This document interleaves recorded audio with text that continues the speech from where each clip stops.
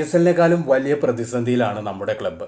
ഇന്ത്യയിലെ ഏറ്റവും വലിയ ഫുട്ബോൾ ബ്രാൻഡ് ആയിട്ട് പോലും നമ്മുടെയൊക്കെ ടെൻഷൻ ഇരട്ടിയാക്കുന്ന തരത്തിലുള്ള വാർത്തകളാണ് ക്ലബ്ബുമായി ബന്ധപ്പെട്ട് ഓരോ ദിവസവും പുറത്തു വന്നുകൊണ്ടിരിക്കുന്നത്. നിലവിൽ ക്ലബിന് ആവശ്യം ഒരു ഇൻവെസ്റ്ററാണ്.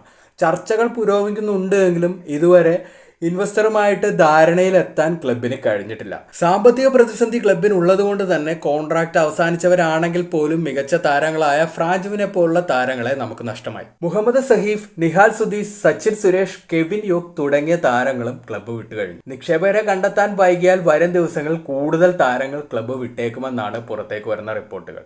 ഫാലു എൻഡായ്, കരീം ബെനാരിഫ്, മാത്തിയാസ് ഹെർണാണ്ടസ്, വിക്ടർ ബെർട്ടമു, മുഹമ്മദ് അജിസൽ, റൗളിൻ ബോജസ്, ഐബൻ ഡോലിംഗ്, സലാവുദ്ദീൻ അദ്നാൻ, മുഹമ്മദ് ജസീൻ തുടങ്ങിയ 9 താരങ്ങളുടെ ഭാവി നിലവിൽ ക്ലബ്ബ് ഏർപ്പെട്ടിരിക്കുന്ന നിക്ഷേപകരുമായിട്ടുള്ള ചർച്ചയുടെ ബലം ആശ്രയിച്ചിരിക്കും. ചർച്ചകൾ എഗ്രിമെന്റിൽ എത്തിയാൽ ഇവരിൽ പലരുടെയും കരാർ ക്ലബിന് പുതുക്കാനാകും. മറിച്ചാണെങ്കിൽ ഇവരെല്ലാവരും തന്നെ ക്ലബ്ബ് വിടുന്ന കാഴ്ചകൾ വരും ദിവസങ്ങളിൽ നമ്മൾ കാണേണ്ടി വരും.